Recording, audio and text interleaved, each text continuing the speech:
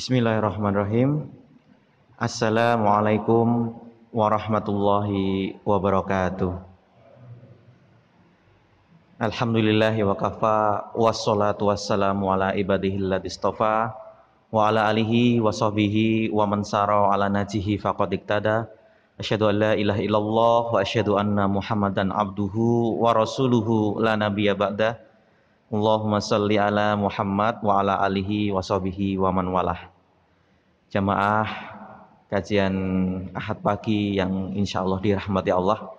Alhamdulillah, meskipun pagi hari ini hujan, kita diberikan kesempatan oleh Allah Subhanahu wa taala, kita diberikan nikmat oleh Allah Subhanahu wa taala, nikmat iman, nikmat Islam, nikmat kesempatan sehingga kita bisa hadir di majelis ilmu di masjid yang insya Allah diberkahi Allah ini. Mudah-mudahan apa yang kita lakukan memperoleh ridho dari Allah Subhanahu wa taala dan dijadikan sebagai amal kebaikan kita di hari akhir nanti. Allahumma amin. Selawat serta salam kita haturkan pada junjungan kita Nabi Muhammad sallallahu alaihi wasallam, serta keluarganya, para sahabatnya, para pengikutnya. Mudah-mudahan kita termasuk pengikutnya yang senantiasa istiqomah sampai akhir hayat nanti. Allahumma amin. Bapak Ibu yang dirahmati Allah, kalau hujan seperti ini ini sepertinya merata di Jogja Itu ada beberapa hadis yang menjelaskan sholat pun boleh untuk dikerjakan di rumah seperti itu ya. Kalau sholat boleh di rumah, tentu kegiatan-kegiatan lain juga boleh. Tetapi saya sangat mengapresiasi, betul-betul nggak nyangka gitu ya, ada yang hadir di majelis ilmu yang pada pagi hari ini hujan gitu ya. Jadi ini adalah suatu apresiasi yang sangat luar biasa. Rasulullah pernah menyampaikan di sebuah hadis beliau, ya, man salaka tariqan yaltamisu fihi ilman sahalallahu lahu bihi tariqan ilal jannah. Siapa yang menempuh jalan untuk meraih ilmu, untuk menuntut ilmu, maka Allah akan betul-betul, Allah akan benar-benar, sahala itu kan sigot mubalaghah, yang artinya betul-betul ditekankan, betul-betul Allah ingin apa? Memudahkan jalannya menuju surga. Nah, ini jamaah yang dirahmati Allah. Jadi siapa tahu gitu kan, di antara kita yang mungkin amalnya sedikit, mungkin ibadahnya nggak terlalu, tetapi ketika kita melakukan kita melakukan amal perbuatan yang itu Allah sangat bersyukur kepada hambanya, maka siapa tahu yang amal itu yang akan memasukkan kita dalam surganya Allah.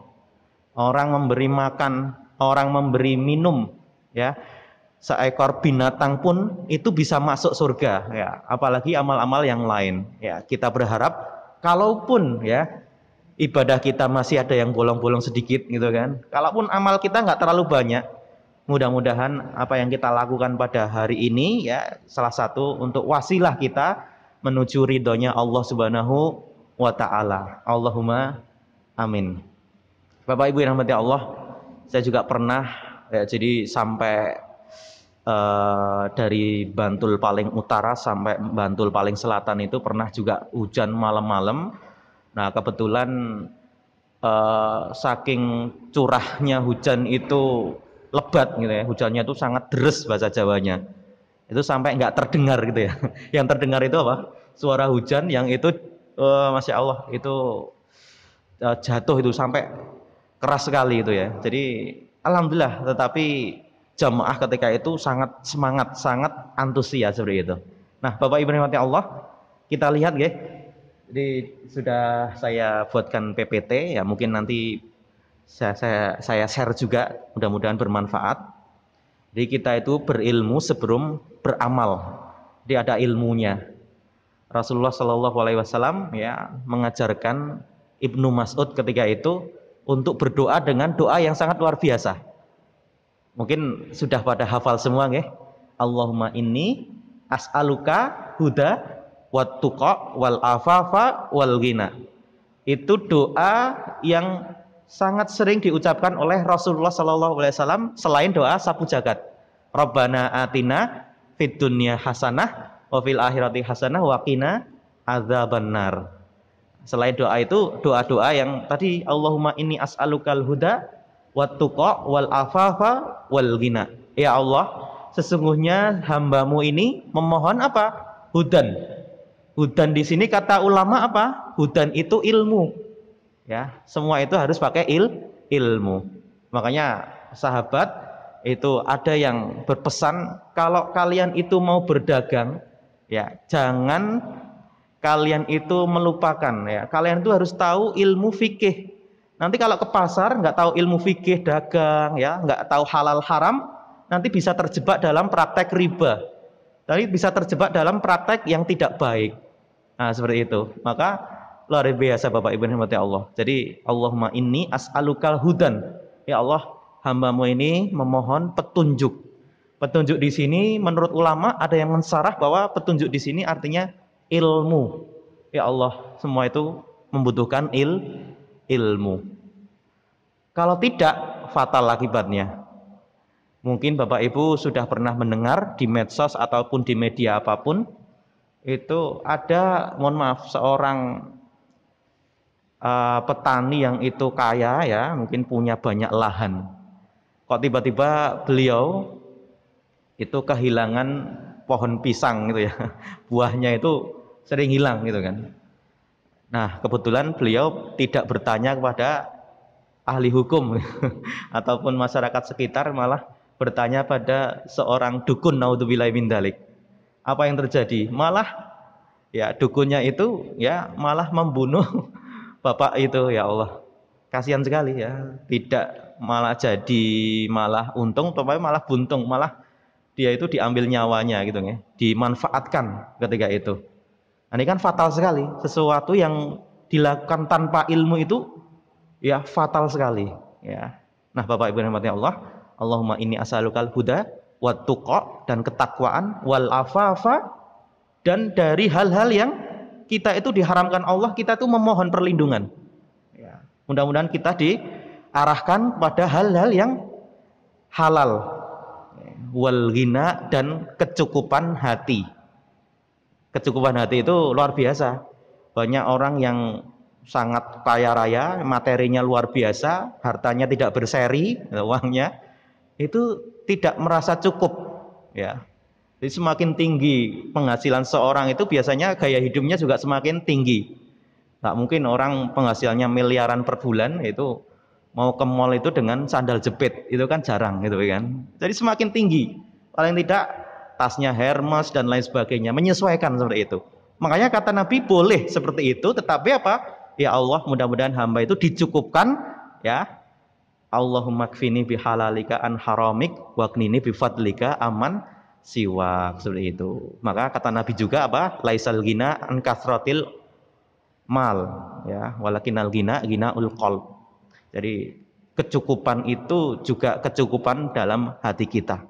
Nah, Bapak Ibu rahmati Allah, TikTok ya, wah luar biasa. Saya belum pernah main TikTok dan tidak punya aplikasinya, ya. Dan ketika melihat itu saya lebih ke wah, mending nggak usah gitu, ya. Tetapi saya harus tahu ya, karena dalam kaidah Islam itu ya al hukmu ala syai'in far'u an tasawurihi.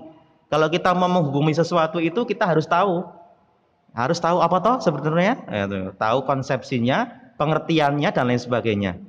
Nah, TikTok ini adalah sebuah jejaring sosial dan platform video musik.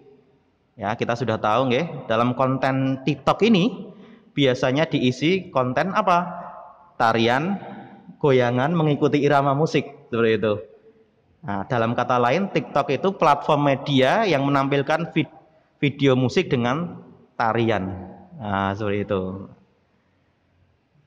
Didirikan oleh orang ya dari negeri seberang ya, Zhang Yiming ya, termasuk orang terkaya di dunia ya, berhasil meraih keuntungan dari TikTok tadi.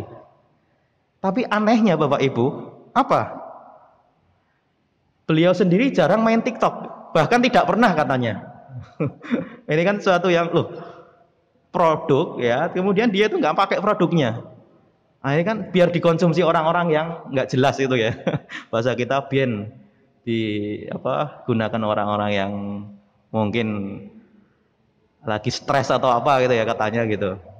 Nah, sudah di-download 45 juta ya di Play Store. Nah, ini adalah angka yang sangat menakjubkan itu ya.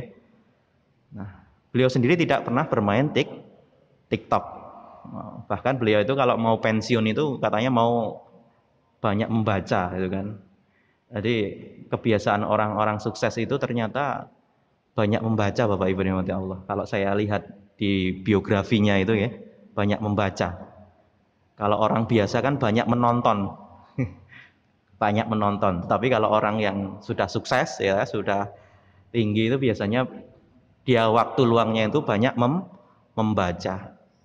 Karena nilai Islam itu mungkin diterapkan oleh dia. Meskipun dia itu ajarannya nggak ada yang perintahnya Iqra. Kita itu perintah pertamanya, wahyu pertamanya Iqra, tapi kita itu nggak Iqra. Kita nggak pernah membaca kadang-kadang.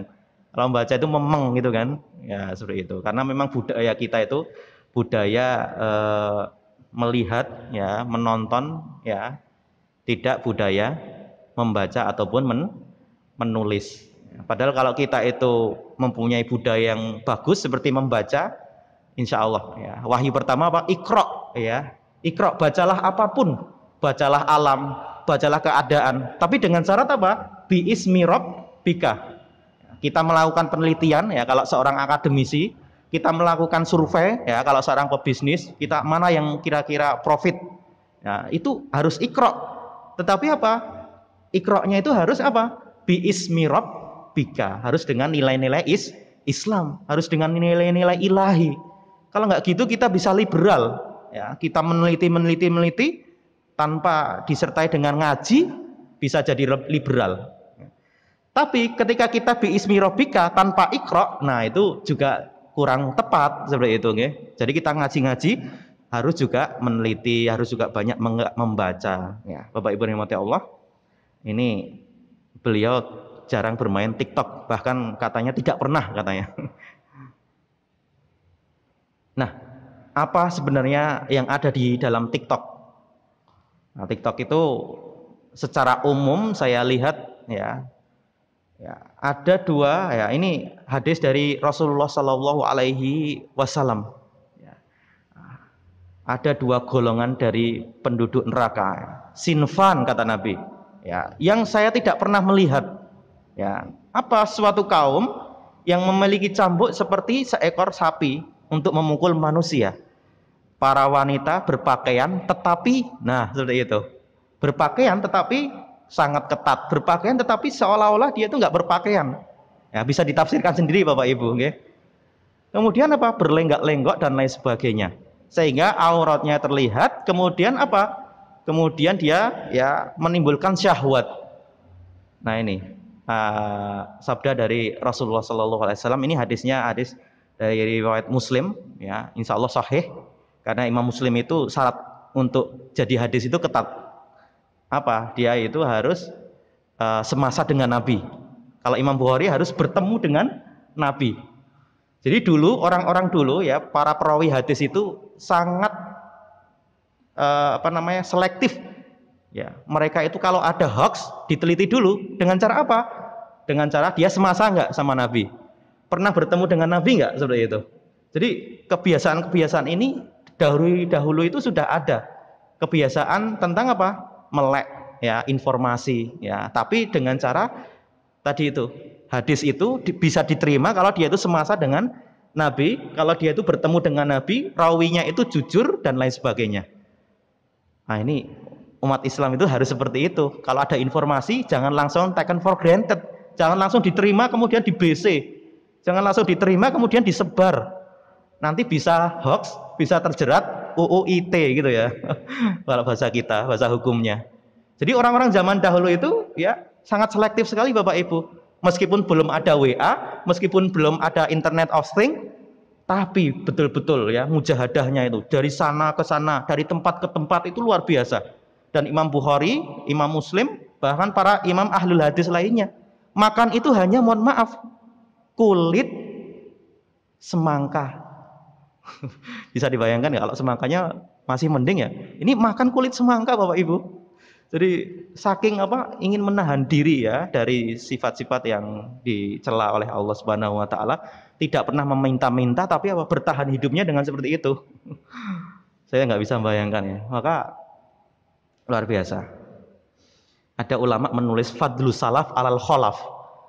Ya, fadilahnya orang-orang dahulu ya, ilmunya itu nyantol gitu ya. Ilmunya itu bisa menjadi hudan, bisa menjadi cahaya bagi kehidupannya. Berbeda dengan zaman sekarang. Kadang ahli hukum, pinter hukum, tapi malah kena hukuman. Loh piye kuwi? Ilmunya itu kadang-kadang ya, bukan ilmu yang robani ya gitu ya. Ya kita tidak bisa membandingkan ya orang zaman dahulu sama zaman sekarang. Tapi kita lihat ya, mereka secara akidah lebih bagus. Mereka secara keuletan lebih unggul seperti itu.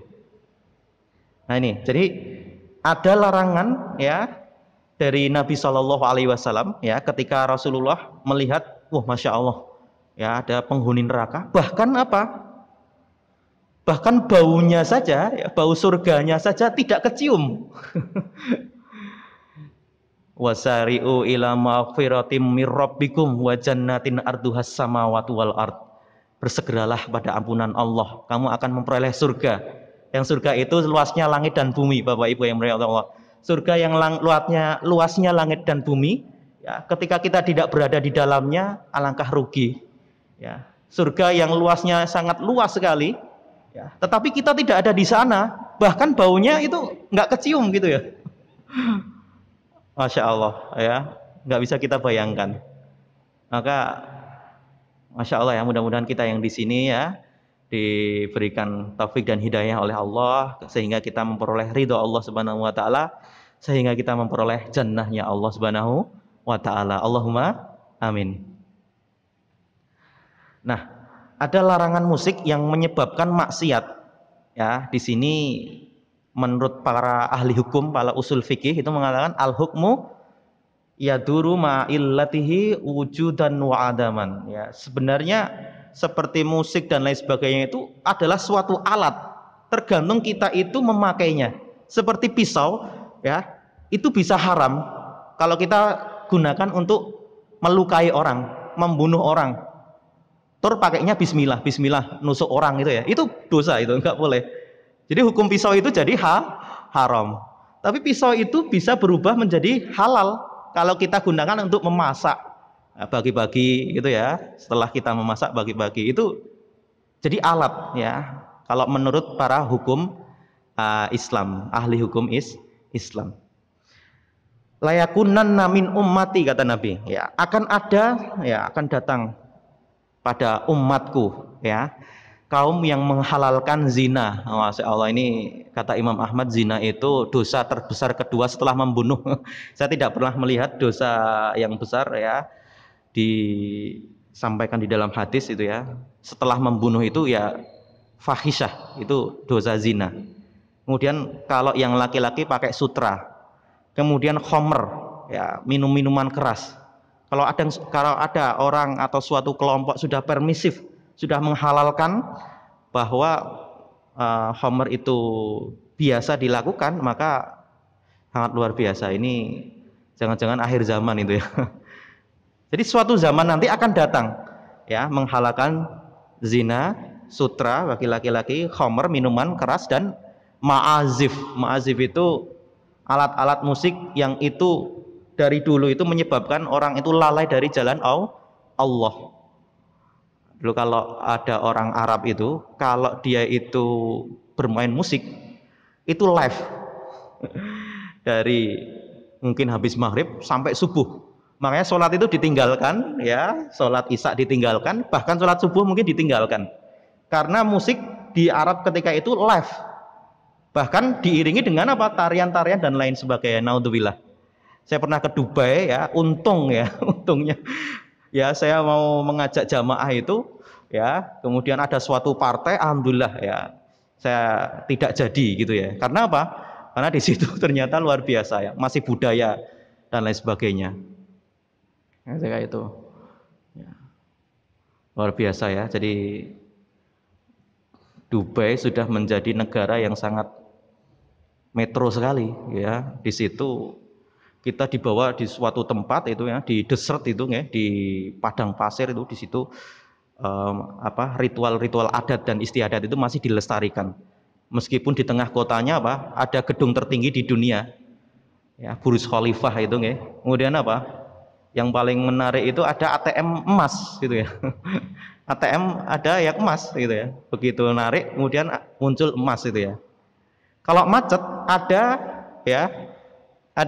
jasa untuk ya menghindari kemacetan, diangkut pakai helikopter.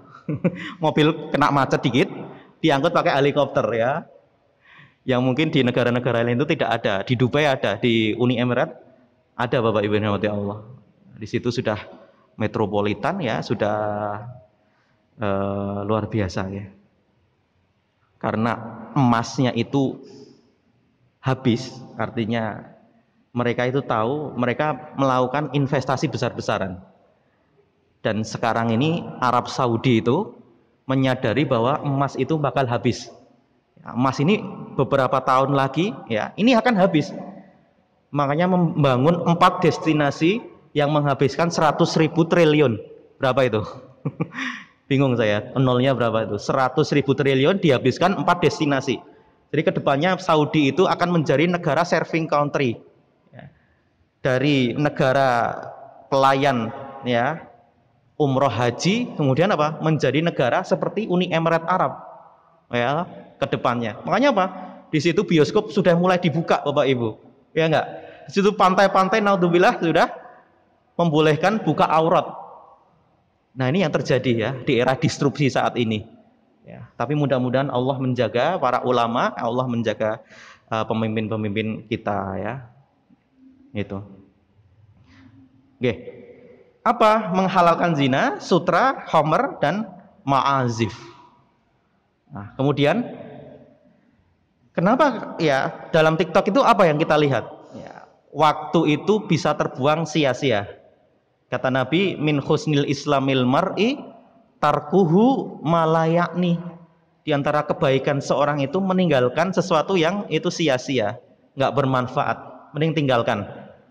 Kalau hal itu tidak bermanfaat, kita harus meninggalkan. Kenapa? Karena salah satu tanda kebaikan kita itu bisa meninggalkan hal-hal yang tidak bermanfaat seperti itu. Ya, menuju hal-hal yang tentu bermanfaat, lebih dicintai Allah. Hidup singkat, dalam masa yang panjang itu hidup kita singkat, Bapak Ibu. Bahkan di antara kita, bahkan di antara masyarakat kita yang usianya 100 tahun itu sudah jarang. Gimana? Ada yang usia 100 tahun sudah hebat sekali. Ampuh usianya panjang seperti itu. Selain negara Jepang itu yang usianya panjang itu, kalau di Indonesia itu di wilayah Yogyakarta, tepatnya di Sleman ya, kalau yang harapan hidupnya laki-lakinya 76 tahun. Kalau yang putri itu 76 tahun, kalau yang putra bapak-bapaknya itu 74 tahun. Harapan hidup tertinggi di Indonesia itu di Yogyakarta, tepatnya di Sleman seperti itu. Jadi yang bukan dari Jogja pindah ke Jogja kerasan di sini ya, insya Allah ya. Oke. Tapi panjang usia itu menunjukkan ya kalau dia itu bermanfaat ya, kalau dia itu ibadahnya bagus. Kata Nabi, ya, sebaik-baik manusia itu adalah yang paling panjang usianya dan yang paling baik amalnya, yang paling bagus amalnya. Khairun nas man tola umruhu wa hasuna amaluhu. Sebaik-baik manusia itu yang panjang usianya dan baik amalnya. Nah, di antara kita ya bermain TikTok itu ya waktunya itu terbuang sia-sia. Abas kalau bahasa Arabnya itu. Nah, Bapak Ibu rahimati Allah, apakah ada dosa jariah? Kata Nabi di dalam hadis idza matal insan in qata'a amaluhu illa min salas. Kalau manusia itu wafat, anak Adam itu wafat, itu sudah terputus kecuali 3 hal. Salah satunya adalah sedekah jariyah, yang artinya nanti akan tetap mengalir ketika kita pun ya sudah berada di liang lahat. Ya sedekah jariyah. Nah, amal jariyah. Bapak Ibu punya sepetak tanah, wakafkan untuk masjid, itu menjadi amal jariah yang insya Allah tidak akan terputus nanti sampai hari kiamat. Tapi pertanyaannya, apakah ada dosa jariah? Dosa jariah itu ada nggak?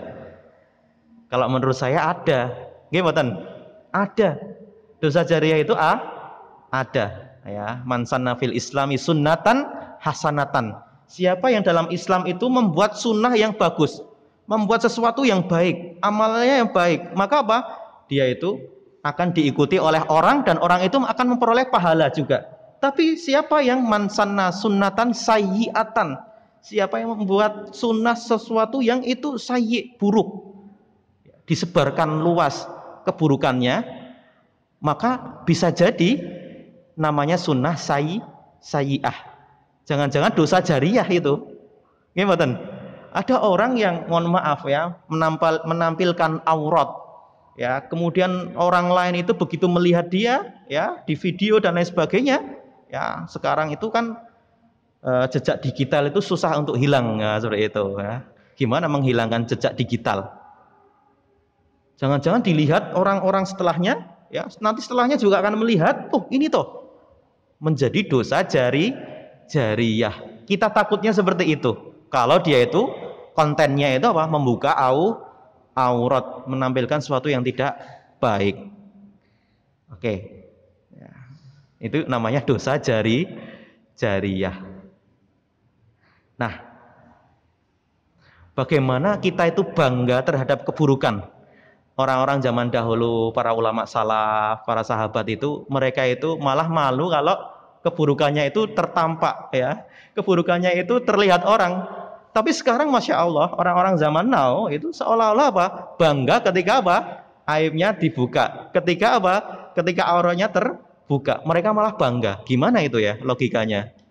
Maka kita harus berhati-hati ya Bapak Ibu yang dirahmati Allah ya. Jangan kita bangga terhadap suatu kemaksiatan. Di dalam surat Nur, An-Nur ayat 19. Innalladzina yuhibbuna antashi al-fahisyah. Orang yang senang ya, ingin ya berita perbuatan keji itu tersebar. Ya, ancamannya apa? Adzabun alim fid dunya wal akhirah.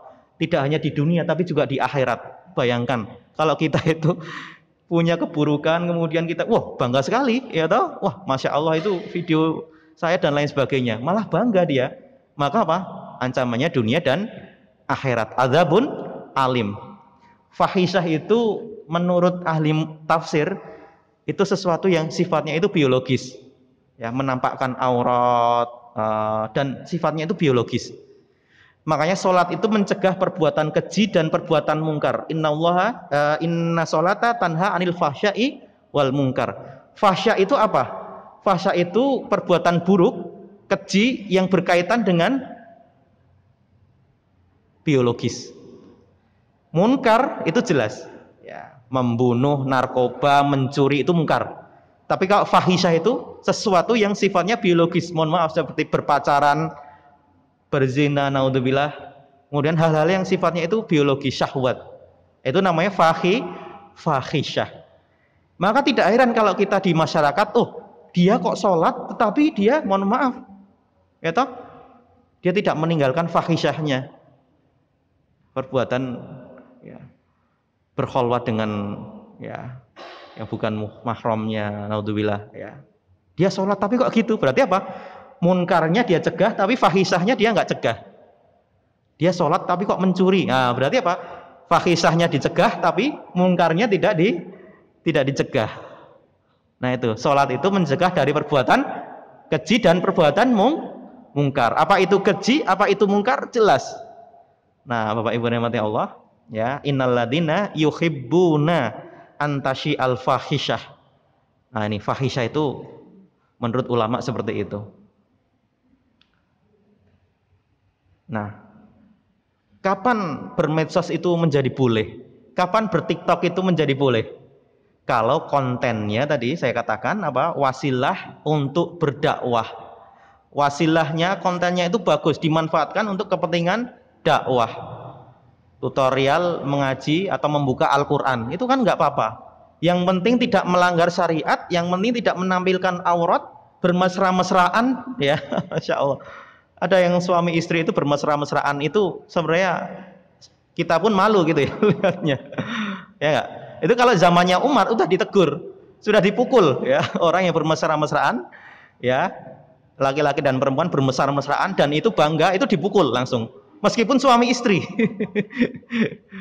Kata Umar ya, Umar itu memang agak tegas dia dalam hukum Allah ya, nggak peduli dia itu, nggak kompromi lah seperti itu. Oke.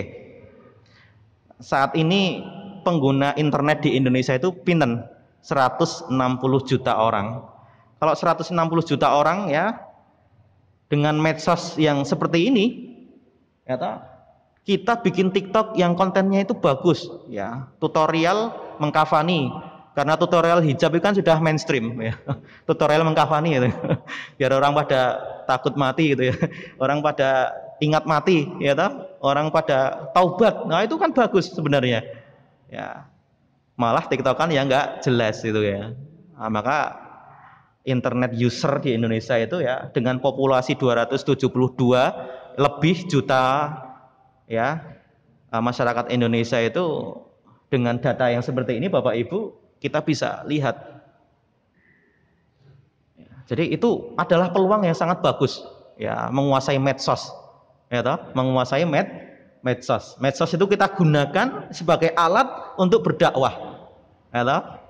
Ya, berapa orang yang dengan kita itu membuat konten yang bagus ya, berapa orang yang bertobat ya, bisa mengumpulkan dana banyak sekali ya untuk membuat masjid dan lain sebagainya. Saya sehari, mohon maaf Bapak Ibu, pernah mengumpulkan dana untuk teman saya yang anaknya itu kena jantung, dan itu sangat luar biasa ya toh. Orang berniat baik itu harus betul-betul dijaga ya toh? Jangan sampai kalah sama orang yang berniat jahat ya enggak. Oke. Internet user ya di Indonesia itu seperti ini, dan ini rata-rata generasi milenial. Generasi pembuat hoax itu ya, menurut penelitian itu bukan generasi kolonial. Generasi kolonial itu apa? Generasi baby boomers ya. Ketika bom atom itu lahir ya, sekitar 1940-an gitu ya, itu namanya generasi baby boomers. Atau orang-orang zaman dulu itu begitu punya anak itu banyak, 7 orang ya, 10 orang anaknya, 12 orang, itu banyak, namanya generasi baby boomers ya. Ternyata bukan generasi milenial yang membuat hoax. Yang menyebarkan BC yang hoax itu ternyata bukan generasi milenial ya, tapi generasi apa yang sudah zaman semono ya, bukan generasi zaman now. Nah, pandangan fikih ya, ini pandangan fikih menurut saya, nanti Bapak Ibu mohon masukannya ya. Jadi secara umum itu hukumnya itu tergantung ya. Tadi itu saya katakan al hukmu yaduru ma illatihi wujudan wa adaman. Kalau TikTok itu ya menimbulkan syahwat ya, membuka aurat, mengumbar aurat, menyebarkan keburukan, itu nggak boleh. Tapi begitu TikTok kita gunakan ya untuk lahan dakwah, untuk wasilah mendekatkan diri pada Allah, tidak ada di situ membuka aurat dan lain sebagainya, maka hukumnya boleh-boleh saja. Al aslu fil asyai al ibahah. Al aslu fil muamalah al iltifat ila ma'aniha, tergantung maknanya. Kan ini muamalah kita. Seperti itu. Nah, jelas ya, jadi itu pandangan fikih. Nah, ini yang sangat kita tekankan Bapak Ibu. Nah, kita ini sekarang di era disrupsi. Era disrupsi itu apa kira-kira? Era yang Masya Allah ya, kita itu di satu sisi revolusi industri, serba canggih, Internet of Things. Dunia di dalam genggaman kita menurut orang. Kenapa? Karena kita bisa ke Solo, nginep di hotel, kemudian balik ke Jogja hanya dengan HP bisa. Naik KRL sekarang tinggal klik, gimana? Kemudian hotelnya pesen, kita sudah pesen. Kemudian apa? Makanannya kita GoFood. Pulangnya ya sama seperti itu, ya pakai GoCar, Go dan lain sebagainya. Sehingga apa? Ya kita nggak usah pakai cash, bisa seperti itu. Sekarang kita pijet aja bisa lewat sini yuk. Tapi di satu sisi Bapak Ibu yang dirahmati Allah, ya toh, sekarang itu era big data, kemudian Internet of Things. Tapi apa yang kita tidak punya? Kita itu spiritual kita bertambah atau malah bahkan justru berkurang. Nah, kita bisa ukur diri kita sendiri. Ya, keimanan kita ya di era disrupsi ini ya, itu kalau menurut saya berkurang. Spiritual kita itu ya sangat rentan sekali Bapak Ibu. Nah, ini sehingga apa? Masyarakat ya di luar kita ya, insya Allah kalau Bapak Ibu yang di sini insya Allah imannya kuat ya, insya Allah ketakwaannya kepada Allah tidak diragukan. Tapi mungkin yang orang-orang imannya itu tidak kuat, kemudian ketakwaannya juga kurang, ilmunya juga tidak tinggi ya. Itu begitu bermuamalah terjebak dalam sistem riba. Ya, bahkan ya beberapa bulan yang lalu ada teman saya yang sangat terjebak dalam sistem pinjol. Dan dia mengatakan, saya itu mau ngelalu itu bahasa Jawanya bunuh diri. Saya itu bingung, saya mau dikasih solusi mas, katanya. Saya mau dikasih solusi. Ya, saya sarankan, ya, kalau ada aset apapun silakan dijual. Karena Al-Quran itu sudah mengharamkan riba itu berapa? 14 abad yang lalu. Wa ahlallahul bai' wa harrama riba. Tapi masyarakat kita itu ngeyel, semakin permisif. Kenapa? Oh, itu loh mas, BMT, ya, koperasi syariah, bank syariah, itu kok lebih mahal daripada bank konvensional. Nah, itu lembaga konvensional. Nah, mending saya, ya. Jadi bukan itu. Kenapa? Karena skala ekonominya berbeda, Bapak Ibu. Bapak Ibu belanja itu di warung tetangga. Ya, beli pulpen atau beli minuman ini seharga 3.000. Kulaannya 1.000, berarti untungnya 2.000 tetangga kita. Yang beli paling enggak 20 orang sehari. Dia punya anak istri yang ingin dinafkahi. Berapa? Tapi kalau kita belanja di market, yang inisialnya Mirota Kampus, Superindo inisialnya, itu maka apa? Jual ini hanya 2.000, hanya untung 1.000. Tapi skala ekonominya kalikan berapa yang belanja di situ. Hari Jumat itu pada iktikaf di sana Bapak Ibu. Ya toh? Makanya kalau menurut saya ya belanja itu ya di tetangga saja nggak apa-apa.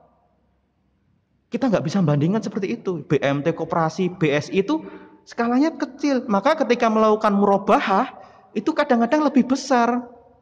Kita tidak mungkin mengatakan, oh podo wae sing syariah karo orang syariah. Nggih mboten? Jangan menyamakan seperti itu. Bismillah ya, kita niat ya ingin menghindari hal-hal yang sifatnya diharamkan oleh Allah Subhanahu wa taala. Mereka katakanlah ribanya, bunganya cuma 0, berapa persen, tapi kalikan. Karena mereka itu pemilik modal yang sangat besar, tinggal kalikan pengguna nasabahnya berapa, gitu enggak? Jadi skala ekonominya berbeda. Nah ini 2019, 2018 ini keraton sejagat itu ya. Yang belum registrasi ya di-delete dari database. Ini kan aneh ya. Nah ini yang enggak registrasi ya.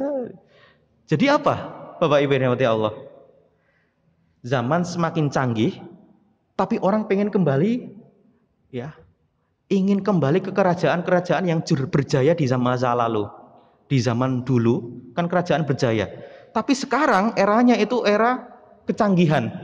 Tapi kenapa kok orang pengen kembali ke zaman-zaman kejayaan dahulu? Kenapa?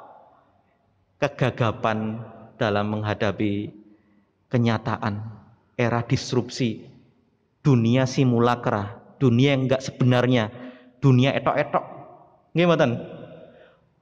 Masya Allah, bagaimana mungkin dengan zaman yang seperti ini pengen dikembalikan kerajaan-kerajaan? Berarti masyarakat kita itu sebagian itu sakit, Bapak Ibu yang dirahmati Allah. Masyarakat kita itu sakit. Gimana? Kenapa sakit? Karena spiritualnya itu berkurang. Ya, spiritualnya itu rendah. Gimana? Kedekatannya dengan Allah itu enggak ada. Agama hanya sekedar KTP. Agama hanya sebagai mainan. Bal tuhibbunal ajila wa tadarunal akhirah.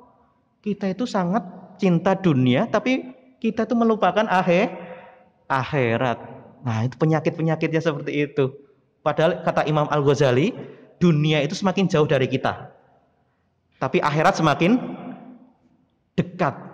Kata Imam Al-Ghazali kepada muridnya, apa yang paling dekat dengan kita? Yaitu ajal.